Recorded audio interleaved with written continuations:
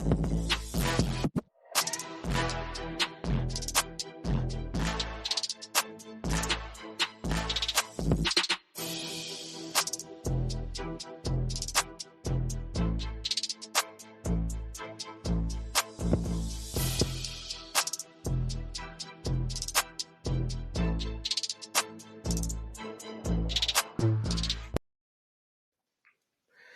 right. Hey, everybody. You are live on Shally's Alley, the show that puts out the fires caused by your burning questions.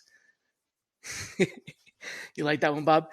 My guest today is Bob Pulver, a former IBI, a former IBM think tank person and expert in AI IQ, which is AIQ. I invited Bob today to talk a little bit about responsible AI in TA and in human resources. Bob actually has a show, a podcast here in the Work Defined network, or I don't know, is it network distribution? What is Work Defined? Yeah. How do I explain that? Network, right? Well, officially I call it the podcast network, but I like to think of it as our own little Syndicate. community. The Yeah, syndicate. Sure. Let's go with that. The Kaiban or Right. Anyway, so if you head over to Work Defined, you'll see a list of podcasters. I've recently been picked up by them, and I'm being distributed there as well. And Bob has a long established show there, all about elevating your IQ for AI. So AI IQ, anyway, and that's how we ended up connecting him to the show today. Bob, you've positioned yourself at the intersection of responsible AI and human resources. But as I go out there and I travel, and I know you recently went to the Transform conference, which I want to ask you about as well. I've noticed that AI is increasing in use in recruitment, but it's also starting to raise alarm bells around algorithmic bias, something a lot of folks probably aren't aware of, intersectional bias. Can you share a scenario from any of your audits, privacy, names removed or whatever, a scenario from any one of your audits or advisory experiences where AI-driven recruitment significantly disadvantaged a specific group through some sort of intersectional bias or something like that? Can you give us an example of something that you encountered that you've obviously not naming any clients, but the situation or the conditions? Well, I will tell you, first of all, Shally, thank you for having me, and your whole opening there. This is something I need to strive for. I gotta up my game in my own show because I love the opening sequence there. I guess some of the things that I've seen are where people are more they're not thinking deeply enough about what this even means. Right. They just push the button. Like, this is cool. Let's do it. And they push the button. Yeah. Like we got to do AI. We got to do AI. Everyone's doing AI, right? We're never going to get through all these applications. So we got to, sort of offload some of that. But so a lot of it goes back to, like you were talking about, this AIQ concept, which I think about as AI literacy and readiness. And so there's a lot that goes into that. And some of it is, as you were alluding to, the principles around how do we be as responsible and fair as we can as we deploy AI, as we build AI. So we've got to put more pressure on the vendors in this space, which I just saw quite a few of those at Transform, but holding them accountable to be more sort of trusted, right? Is a whole nother set of questions that we can start to ask of these vendors. But in terms of responsible use throughout the talent lifecycle, so TA and beyond, as we think about pay equity, as we think about promotion opportunities, even learning and development opportunities, are part of someone's career potential and livelihood and compensation. All these things, as far as the EU AI Act, they would say that these are high risk situations, and so we just need to be very thoughtful about how we trust these vendors, how we understand what data we're using to train these systems, because the output, if you mentioned algorithmic bias, if there's bias in the in the training output of data. yeah, then obviously it's going to learn from that. It doesn't necessarily know That it what's doesn't know what bias bias is. and It what's just knows, yes, yeah. exactly. Isn't it true that the way that these AI systems are trained, they just have a natural tendency towards dominant categories. So when something is dominant, when something repeats the themes that repeat the most often, it sort of takes that almost like the popularity is the truth, like the popular content is the true content, even if it's not necessarily the best content. Is it true that AI basically has a built-in bias towards dominant classifications? Well, I would say in large part that's a fair observation, but I would also say that, if we think about our historical decisions, human driven decisions, um, it's a result of that historical bias, right? So even if you get a solution that has been effectively trained and it's been audited to make Hmm. sure that the adverse impact is mitigated, um, once you add other new data sets that maybe haven't been sort of Um, cleansed and there's bias in that right. data, now it's going to be trained as it goes through reinforcement learning and other types of training with new data, right? All these LLM based tools and all these AI tools are continuously absorbing and ingesting new information, right? So if there's bias in that new data, so let's say you trust a new vendor, a new ATS, maybe they've gone through an independent bias audit, and you take it in, and now you say, oh, what would be even better is if we took some of our historical performance management data, And that might who, be who right. Okay. yeah, then all of a sudden it starts to pick up these new patterns. It starts to think, maybe I should be prioritizing, white men over some, But see, that's certain ethnic. exactly my Yeah, question, right? It's like if you were to ask an AI today, the way the generative AI is right now, if you were to ask the AI what is the best flavor of cookie, or what is the best cookie, it's going to give you an answer based on all of the data that it has and which flavor of cookie or which type of cookie is the most talked about, the most written about, the most popular one. So it'll say, chocolate chip. But it is ignoring, for example, in trying to bring this back to recruiting, it's ignoring cultural bias, right? Like yeah, if you were to ask an AI that was raised on an Italian culture, then the favorite cookie there might be the wedding cookie, or you know what I'm saying. So like, yeah. isn't it true that basically we are essentially training them to recognize the majority, which no matter what you do is always going to negatively impact the minority. So it's going to say chocolate chip and ignore snickerdoodles or whatever. Well, I think part of this, as you think about what what's the objective of using the tool, what new Right. insight can I derive? You've got to understand what are the right parameters. So, Shall, this when you're creating a Boolean string to go do Hmm. outbound sourcing, you've got to increase its own the tool's intelligence by saying, look, I'm looking for this. I'm looking for this person. So you're not looking for, the best tasting cookie. That's which is subjective into itself, right? I'm looking for Right. a cookie that's got this texture and this, whatever low. Maybe it's gluten free. Maybe it's whatever, right? So the more specific you can get in training it for exactly what you look for, then it can sort of adjust its weights for those different Okay. attributes of the cookie or the So what candidate. you're saying And is so that we can essentially educate, that we can counterbalance that proclivity towards dominant traits by specifically saying, we don't want to pick out dominant traits. We want to pick out these traits. yeah, I mean, if you were let's say if you were having people over over for dessert and you needed Hmm. to get more than one type of cookie, you'd want to know what people's preferences are, what their allergies Right. are, what their things like that. So you've got to get pretty specific, which is why even if you're using AI to like create a job description, you want to look it over and not completely trust it. Right. You want to Right. look it over and say, okay, what about this? What about that?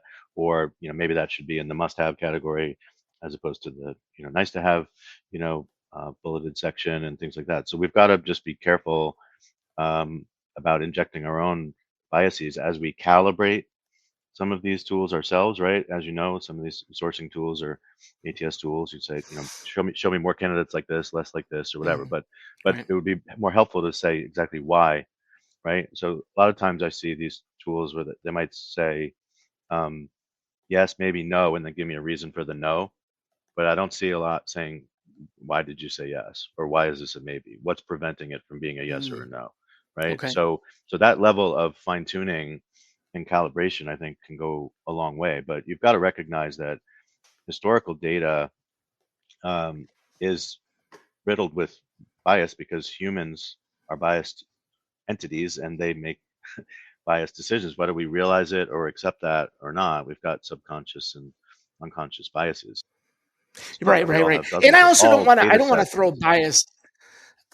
Yeah, right. I understand that we have right. Yeah, So there's historical bias. There's bias that we literally train the tool with. So the data may not be biased, but we are, et cetera. And I also do want to clarify that I'm not trying to throw bias under the bus here. I mean, we do need bias. Bias is an important part of human existence in that it helps us recognize patterns. Some patterns may be unhealthy for us, so it helps us avoid dangerous situations. Like, for example, if you're a driver of a car and you have a bias towards um, angularly moving objects, it's going to save your life because you're going to avoid a car accident, right? So the bias right. is necessary.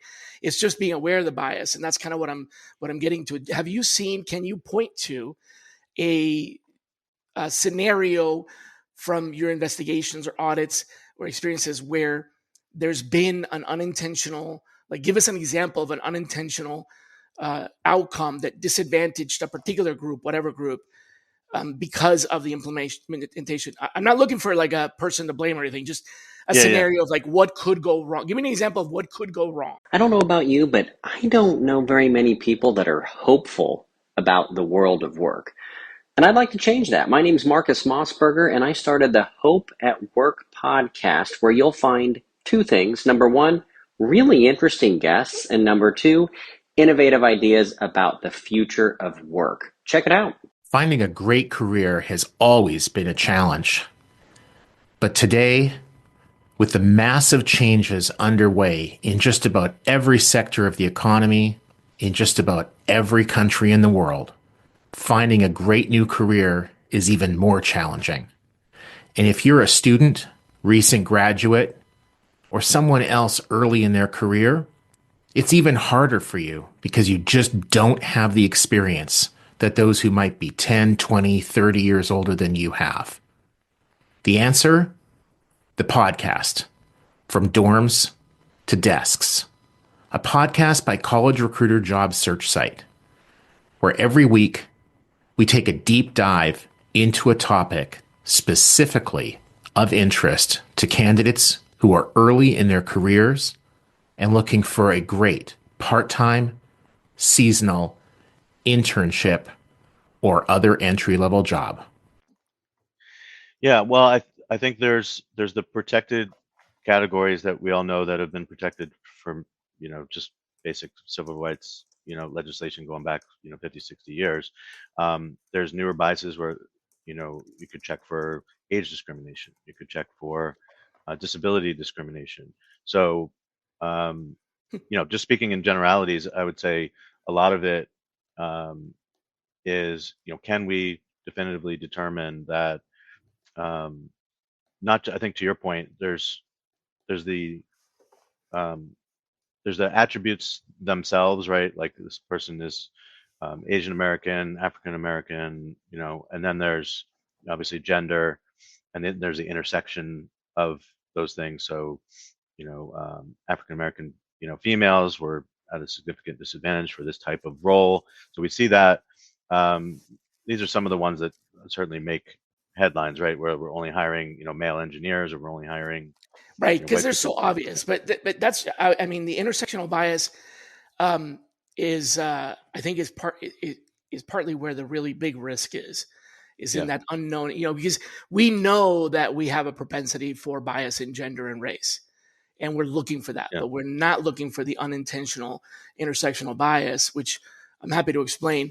Have you encountered a deployment where um, the, nobody expected to find this kind of bias and they found it?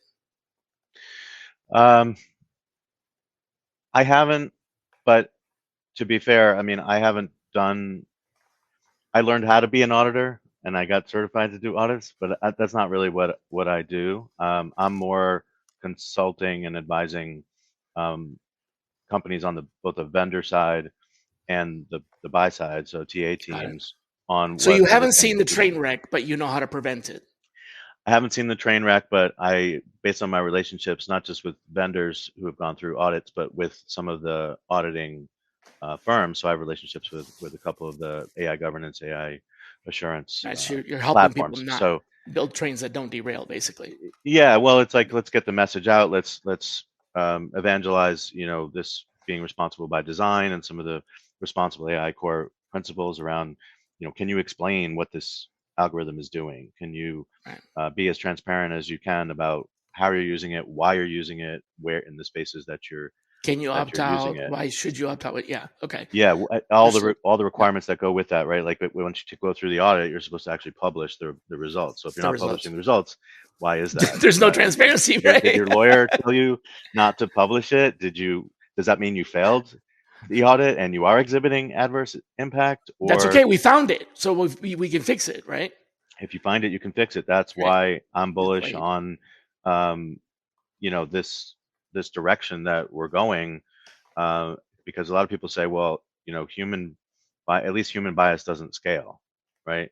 But the problem is you don't even know where it exists. Only now that we're having this conversation are people starting to think twice about, like, oh, I wonder if, Okay. oh, well, I always interview and I don't care about skin color and I don't care about gender and I don't care about these things. But you can say that, but unintentionally, you may be exhibiting certain bias. Maybe you're biased because this person went to a rival school from you, Mm-hmm. right? So there's certain attributes within a profile, whether that's from a resume or from a screening or an AI powered interview Background. or something like Yeah. that. There's certain things that, like, some of this information should be obfuscated, so that it doesn't trigger human bias. You don't need to see their name or where they went to school to know what they studied and the roles that they've had. But there's bias for people, just like in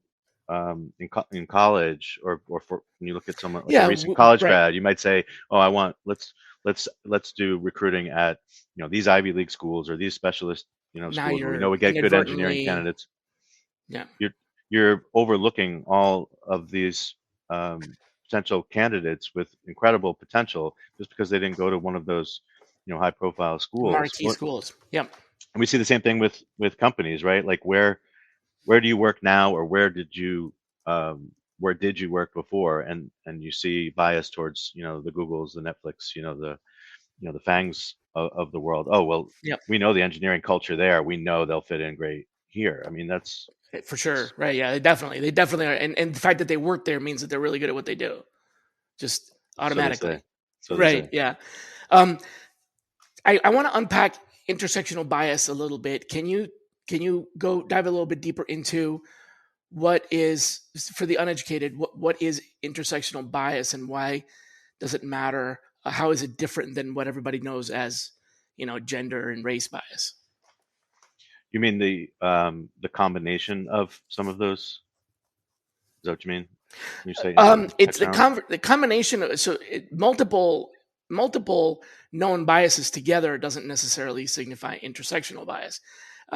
It's almost kind of like looking back. It's like looking backwards. For example, I just to offer one example. There may be bias in the system against people with extended gaps of employment.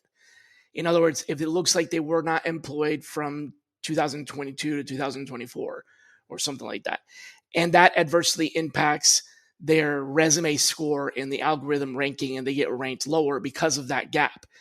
The intersectional bias here is, and I don't know exactly what would cause that, but if you were looking at that and that affects that population, there could be bias that's being undetected because, for example, you're discriminating against caregivers.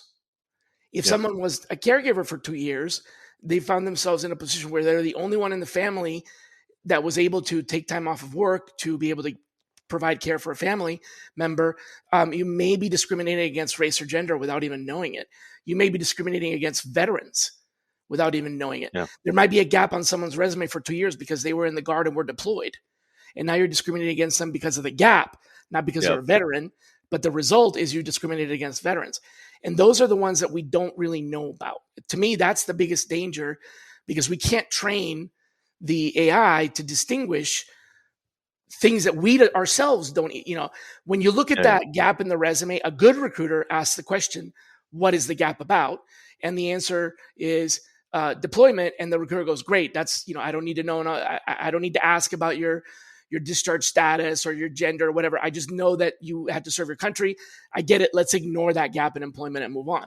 But bad recruiter looks at that and goes, this person's not qualified because they haven't been working in the last 2 years. That's, Yeah, no, it's a really, really interesting scenario. First of all, I do empathize with these people, because I've had people reach out to me in that exact situation. Like, this job market is brutal, and I've been out of it for 2+ years because so I'm getting kicked to the curb just because of that, right? Yeah. And then some of those other things, almost, it's not that they were not getting hired because of what was protected. They're not getting hired because of what isn't even protected and hard to. I feel like some of the use cases. So I mentioned, like, this AI governance and AI assurance, platforms, and there's a whole growing sort of category of software vendors that are in this space. But even some of the more advanced ones that I'm familiar with aren't necessarily diving into this unless someone explicitly signed them up to do, like, a special project to look at it, which is why. That's pretty obvious. If we don't know that Yeah, we don't know, that we're not going to tell an auditor to look for it because we don't know yeah. that, So you now don't go you're to an auditor talking. and say, can you please find things that I don't know anything about? And Well, it's one of these like, unknown unknowns, right? Like, because if people don't raise it, this is part of the problem with the whole, bias, and holding, some of these companies accountable in the first place, is it takes a complaint to the EEOC to even, get anyone to go and look at it, right? So in this case, I feel like it's one of these sort of special projects at this point, where someone would have to go and say, we're really curious to look at this intersectionality, and can we look at all the people that we've potentially rejected because of that gap, which in itself is something we need to look at.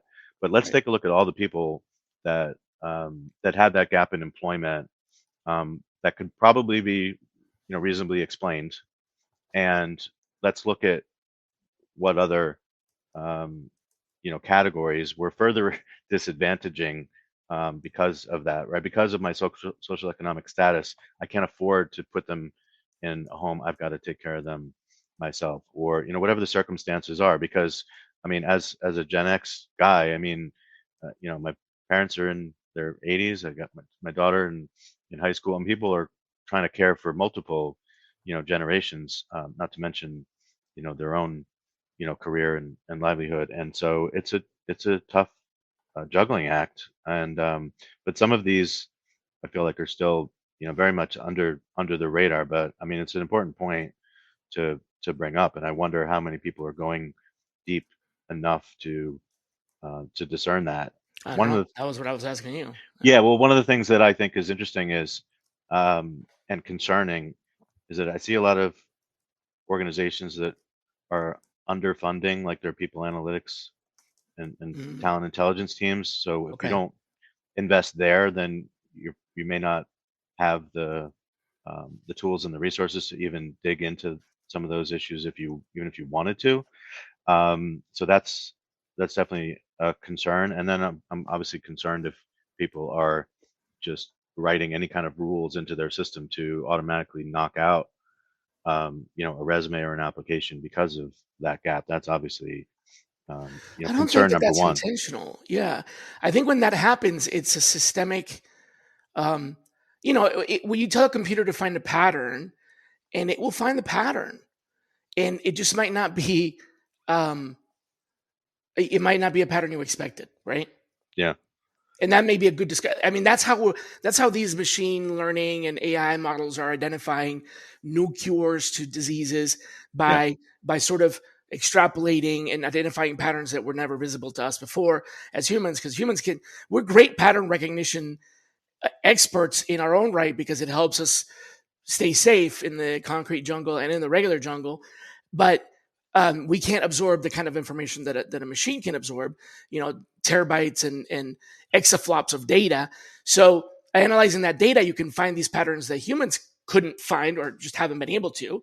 Yeah. But that's exactly right. We might find patterns that we completely didn't expect. So I guess the point is, if we train the machines to ignore those, then we're kind of asking for it at that point.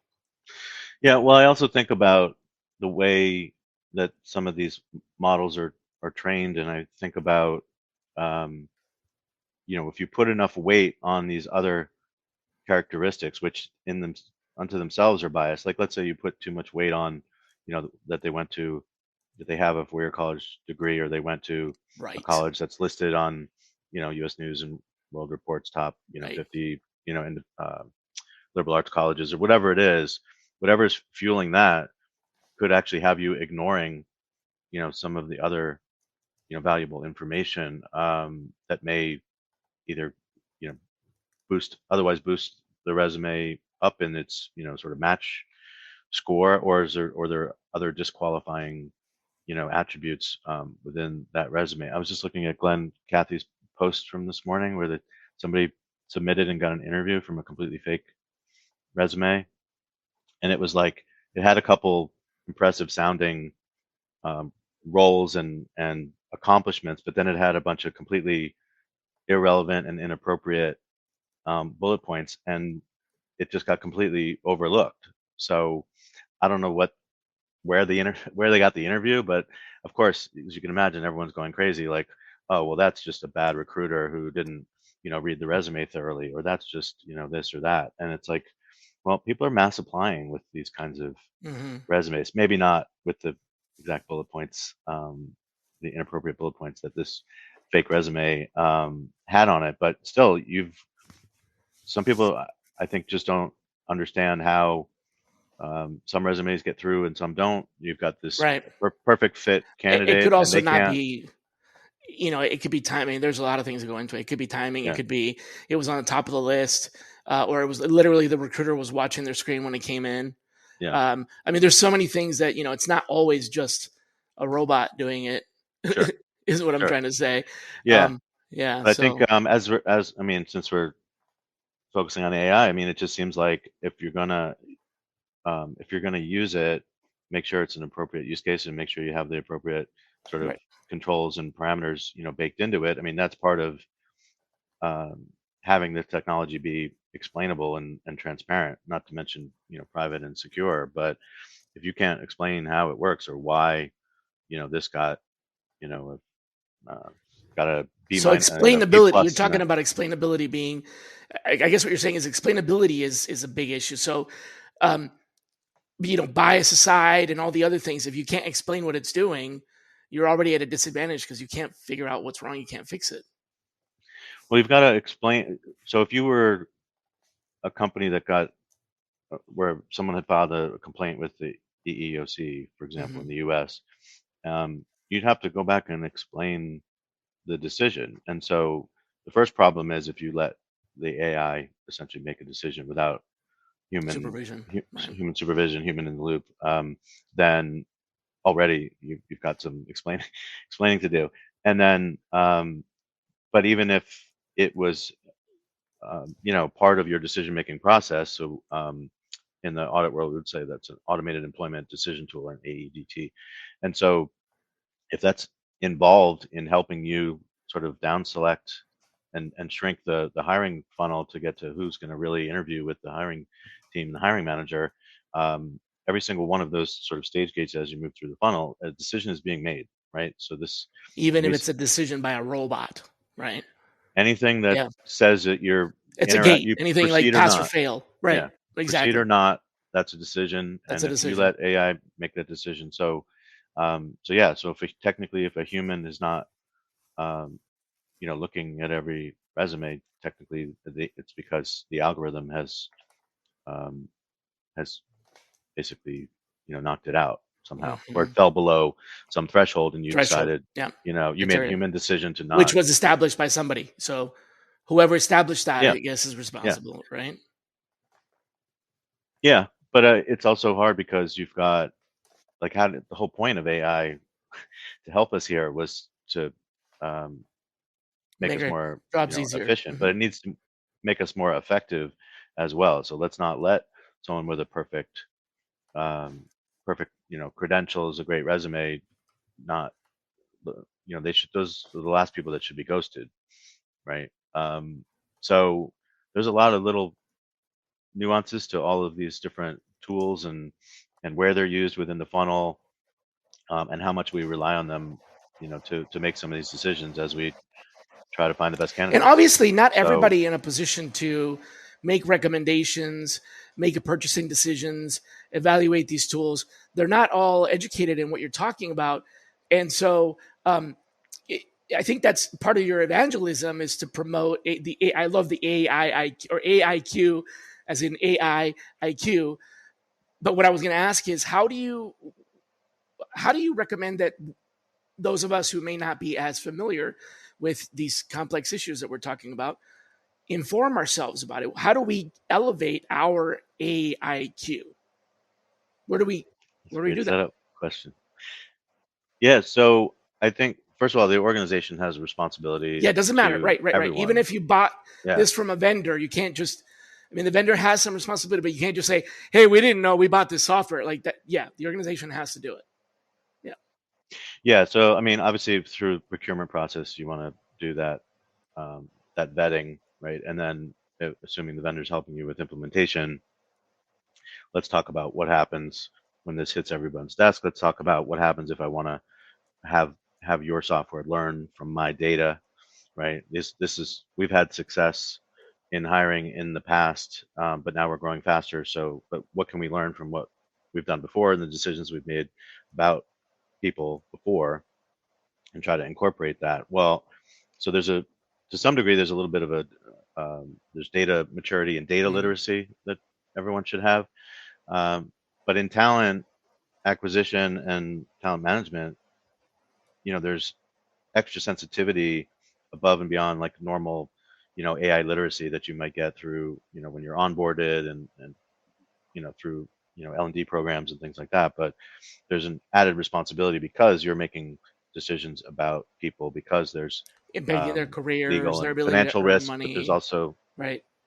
yeah, I mean, you're judging people. I mean, Yeah. everyone in TA knows that to some extent, right? And so you've got to have extra sensitivity about the data and about what this decision actually means.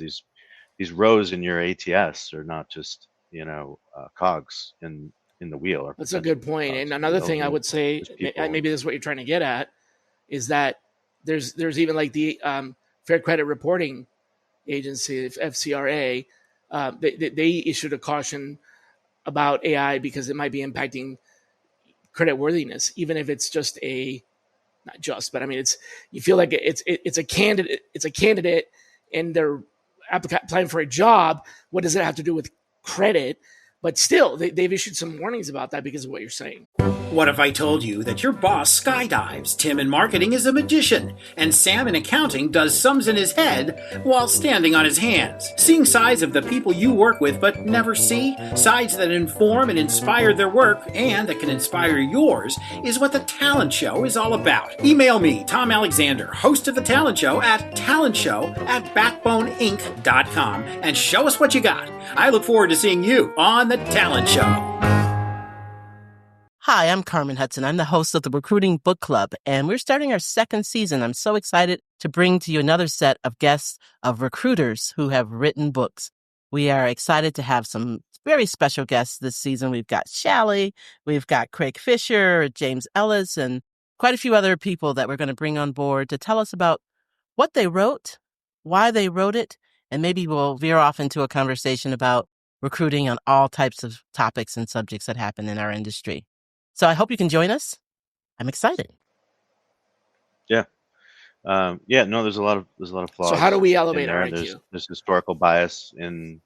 So part of AI literacy is not just learning how to prompt, not just write me a new job description for this rec that just got Mhm. approved. Write this outreach email. I just sourced 50 great candidates. I'm going to now create this outreach sequenced outreach campaign to these candidates. Can you help me write this stuff? Well, I mean that's one use case, but you really want to understand what are all the tools that are at your disposal, and how much can I trust the output of each of these tools? Did I give it enough information? What are its sources? What data is it using? Is it using to give me this information? So part of it is, yes, of course, I need to understand how and when to use different AI, generative AI tools, but I also need to understand how predictive AI is working behind the scenes that I don't interact directly with, um, which is more likely what's used to do like a match score, a stack rank of resumes and things like Oh, that. okay. Anytime you come up with a numeric It's a score, predictive AI. that's ripe for audit, and it's usually predictive AI because it's giving you a confidence level that this is what you're Right. looking at Sort of for your like the resume. whole, here's three different shapes. What's the next shape? Like remember those tests? I don't know if the ACT or whatever. Sure. So you're Yeah. talking about that. Like Right. here's a bunch of these. What would be the next one? And so that's how it's doing the scoring. And so what's the takeaway there? How do you're saying we need to be aware of the Well, the key is it's not that you should be so savvy that you'd be able to say, well, why'd this one get an 85 and this one got an yeah, it sounds 87 like it and might be a little whatever. hard to It's do. not like that. Yeah. It's more about um, judging. Like, let's say you just based on a recruiter's bandwidth, you're only going to have time to. You're managing 10 recs, and you've got for this one rec you've got like 500 candidates, right? I don't have time to look through 500, so I'm going to rely on this algorithm to basically show me who the top 50 are. Well, if you don't question, well, what about 51, 52? What about Oh, 107? Like, okay. if I just say, here's my threshold, this is now the universe that I'm looking at, you just I discounted see. 51 to 500 for no other reason than it just fell Arbitrary behind score. some Literally. artificial. Right. Yeah, Okay. right. So, so that's not fair, but you also have to go against that constraint of your own bandwidth. We're trying to hire this person by the end of the month, which means I got to if I back into that, I need the time to set up interviews. I need to, I've got to say, well, I've got to move forward, and I've got to give the hiring manager the best crop of candidates. And so that's why I'm a huge proponent of looking past the resume and giving every reasonable candidate a shot at going beyond the resume and doing some kind of, even if it's AI conversation, just have some kind of interview where you can get a little bit more color and enhance people's applications. Because the resume should be just the starting point to discuss their candidacy, right? It's really just a marketing document. So I still think there's too much focus there. But anyway, I think that from a literacy standpoint and talent acquisition, you really need to understand, like, what is this vendor ultimately doing for me to make my life easier, to make my job, to make me more productive, but also make me more effective in my role. And based on the output that I'm getting from these tools, when do I need to question or go beyond the tools and do some legwork myself and do a little bit more digging? Because there might have been one attribute that threw the system off. Maybe the match score was low because there was an error importing the resume, or maybe there was a typo that Oh, you know gotcha. someone Okay. want to overlook. Totally So anything like yeah, that. totally unexpected, like you said. Like they just the resume didn't parse. Period. It just never got absorbed by the system. Yeah, I mean, as a Right. candidate, you don't know. Like, you submit, it says But you don't you know if got it an got through. acknowledgement that you have no Right. idea. You have no idea if it made it through and it got in. and someone's human eyes were actually Right. You have no, looking at the side. it may have, you don't even know if it went through, but if it did, you don't even know if somebody looked at it or if it just kind of it fell off the assembly line because of some, you know, sorry, we couldn't scan this resume. We don't know what it is. We're just going to assume it's no good.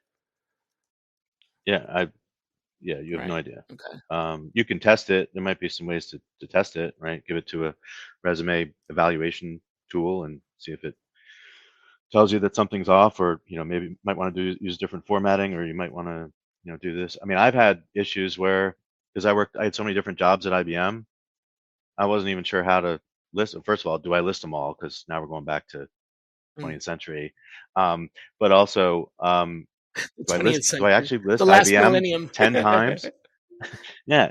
Do I list IBM 10 times under that, or do I have a heading that says IBM and then list the Right. roles? Because all these normal change, like a human reading that would read it without issue, but maybe some of the ATSs don't like the way that that's Right. formatted. I have no idea. Because it So looks like 20 jobs. So you're a job hopper when it's really 20 promotions the maybe, same, or whatever. Yeah, exactly. I see what I'm yeah, not saying that is the case. I'm just saying, what if? Yeah. yeah, Okay. right, yeah. So overall, I just think, you know, so literacy is part of, can I trust these systems to evaluate these candidates properly? Is it making me better at my job and more efficient at my job? Um, but then also, as you use it in your day to day, I mean, there's plenty of other processes and workflows and things that people are using either an AI assistant for, maybe, the evolution of a conversational Mhm. AI.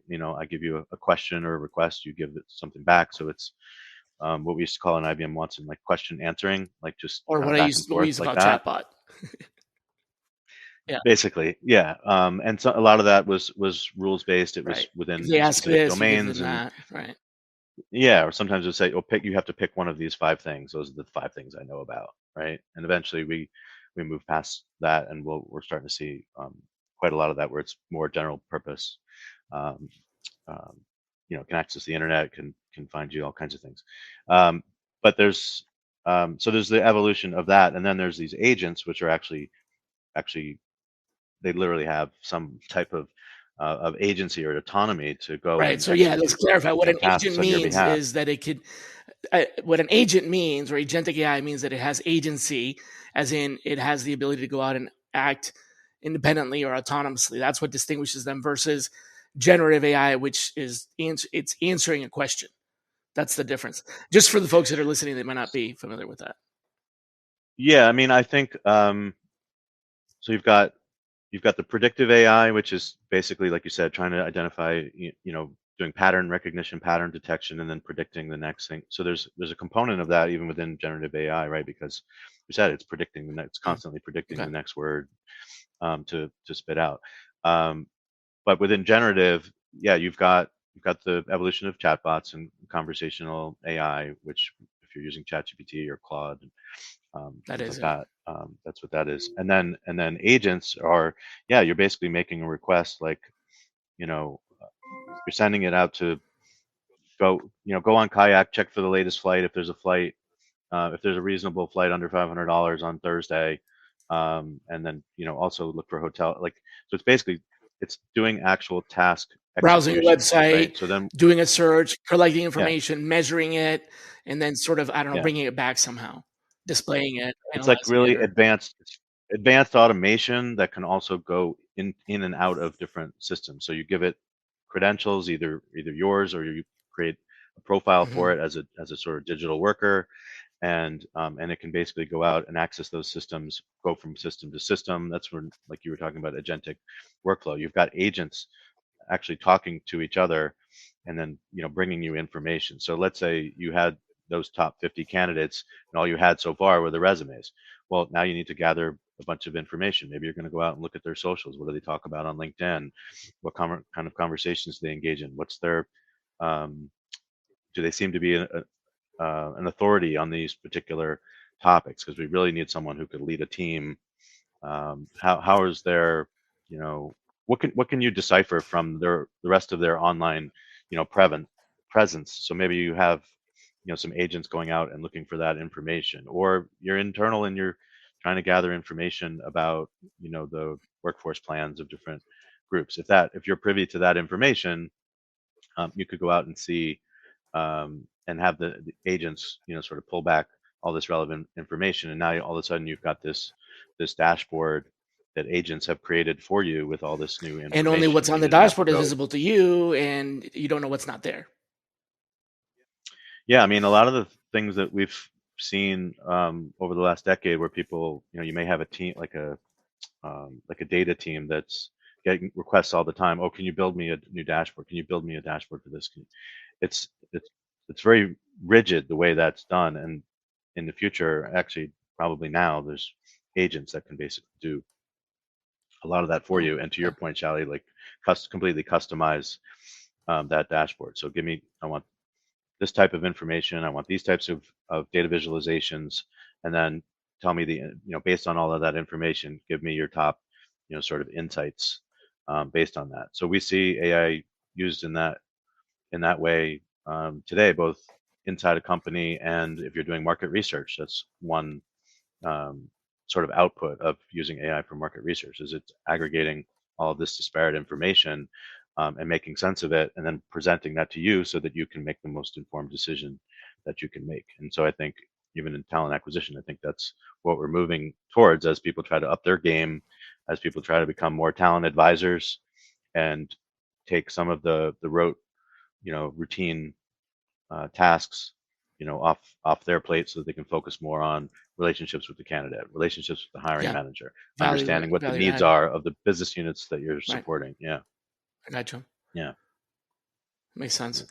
So, Did you? Oh, and go, this is, go ahead.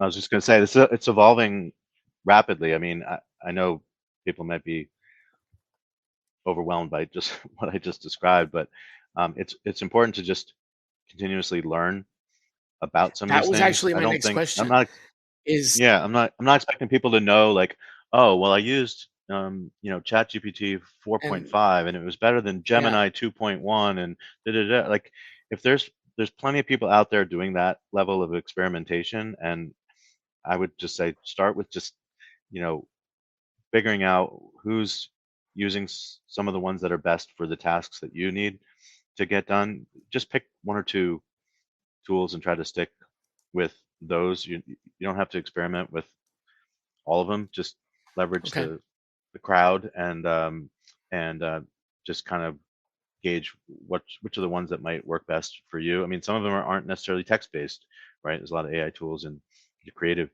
spaces too, with, images and right, videos. So it really just depends on what your got you. focus is. But you've got to have that learning mindset so that you're curious, about how these things work, and you can distill, what can I take at face value, and what might I want to go get a second source of, information about, so I can know whether I can trust this AI, because it will, like we said at the beginning, like this, it doesn't know necessarily like right from wrong. It's just gathering information, and sometimes it leaps to conclusions, Right, based on the that's the information problem. that it exactly. Is sees. it's a robot and it's going to do exactly what you tell it to do as a robot.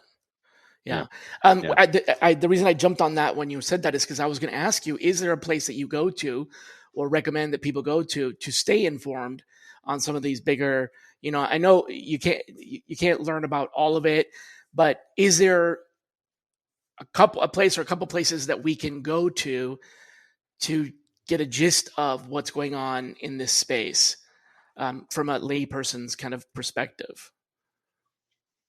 Yeah, I mean, I have gone overboard in terms of like the newsletters that I follow, and the blogs that I read, and the Substack, um, um, newsletters that, are giving me information. So I don't have a particular like educational, Source. site. Mhm. We can certainly add, a couple. I don't know if you can add like some links in the show notes or whatever after this, but there's a couple newsletters of people that I trust that are. Uh, I like the way they write, and they, um, help me just sort of separate the wheat from the chaff, as it were. Mhm. And so, um, so there's a couple. This guy Don Von Rossum has a great, site. I think it's called Lead with AI. He's got a site. He's got a boot camp. Allie Miller, if people don't know Allie K. Miller, she's got an incredible newsletter, and she talks all the time about the way her team is using AI I've asked constantly. her to be on the show. Hopefully she'll accept. Okay. Okay, cool. Yeah, she's great. There's a couple folks I know that do this AI build lab, which they have an amazing boot camp where you can learn the difference between an assistant and an agent and build your own agent. So even if it's just like using AI as a thought partner and a second brain, like we forget stuff all the time. We forget the people we meet, or the maybe a summary of a webinar or something like that. And so being able to have that sort of your own personal AI sort of co-pilot is a pretty powerful solution that people could learn to build themselves. And I'm still learning a lot myself. I mean, I got to jump back in that boot camp and try to help automate my own workflows. Some of it for like sales and social media posting and outreach. Some of it for my podcast production. Right, I'm constantly going in and out of right now like 6 different tools. Some that have AI bolted on, some that are AI native. And others that are more sort of just old school tech. But how do you string those all together so that I'm not constantly task switching and copying and pasting and things like that? So that's just some basic automation stuff. It's not even like full blown Right. That's AI, the but co-pilot, or that's the companion app that is there as an assistant to, like, hey, sort this, rank this, spell check this, rewrite this, those kinds of things. Yeah, you're talking about actually helping you with automating your workflows, as opposed to just sort of task driven stuff. yeah, like I'll have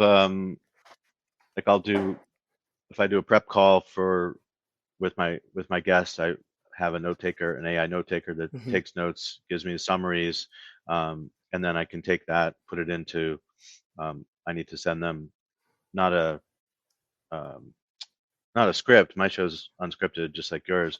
It's more, here's a framework for how I think the discussion would logically, flow. Let's try to hit on a couple of these points. Let's make sure we mention, your latest book or your latest, podcast or Right. whatever it is that you want to, promote. And then, but then, maybe I take that and I could have something going behind the scenes. Like what else? What have they been doing over the last, month or so? Maybe there's something there that I can bring up. How to make my show notes not sound like they were AI generated completely.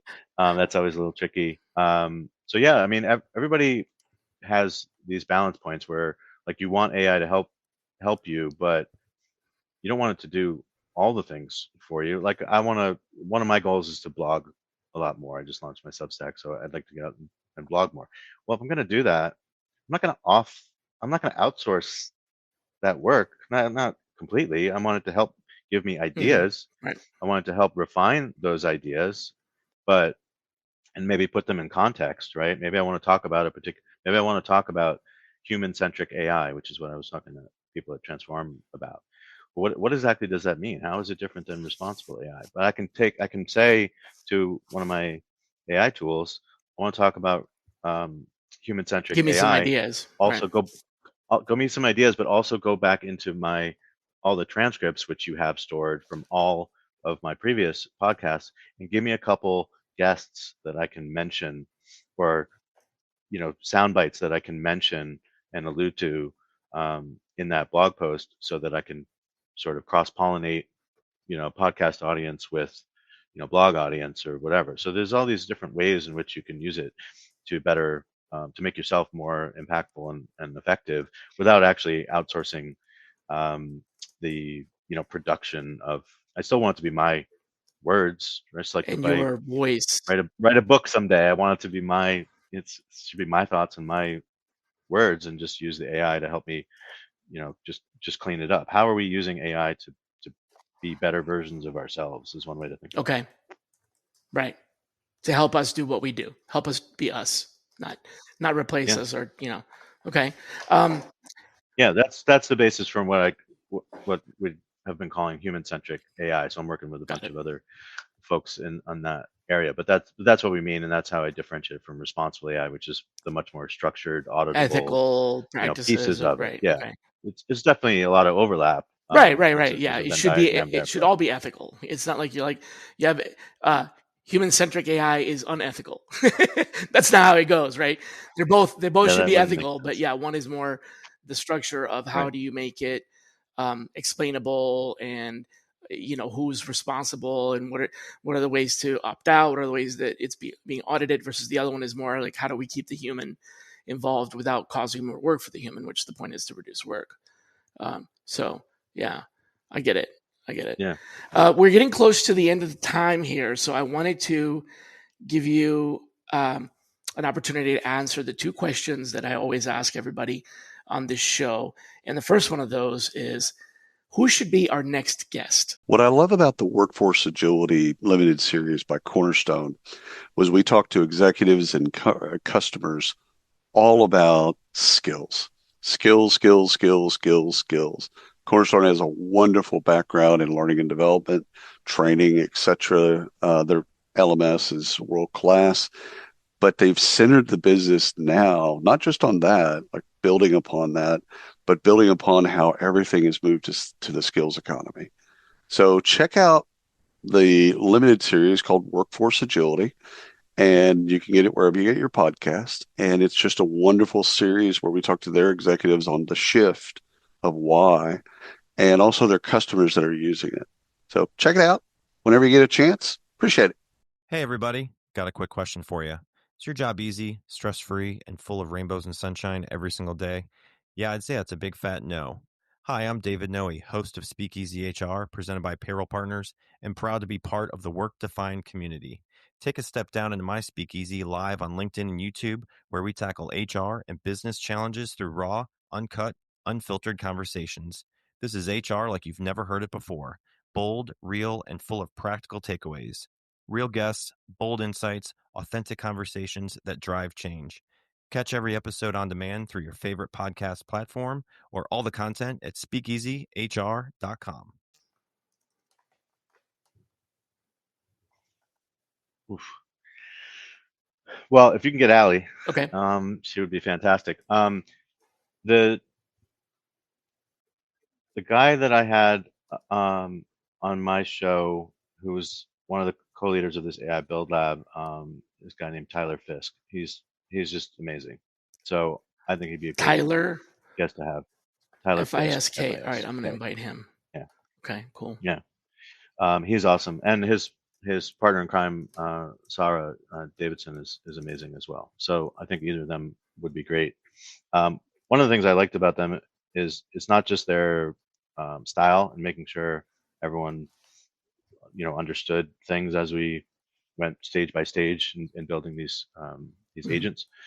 It's the community that they created, and so I just think there's a lot they could talk about in that regard as well, because I know I'm a member of a lot of communities focused on recruiting and talent acquisition as well, and I've just over the last 2 years or so, I've seen the incredible power of having a community of like-minded folks who are on this journey with you. I don't want anyone, no matter what your role is, I don't want anyone to think that they're on this journey alone. Everyone is trying to Figure out how to, right. get comfortable with it. Where do I use it? Mhm. Where could I use it? But where should I use it? So you said Tyler Fisk question. from AI Build Lab, that one. Okay. Yeah, Build Lab. Yeah, Okay. he's great. Cool. Yeah. All right, and then as we close out, the last question, I usually ask for something that you want our audience to think deeply about over the weekend. So not a statement from you for them to consider or contemplate, but a question for them to ask themselves. So what would you ask our audience to ask themselves to think deeply about?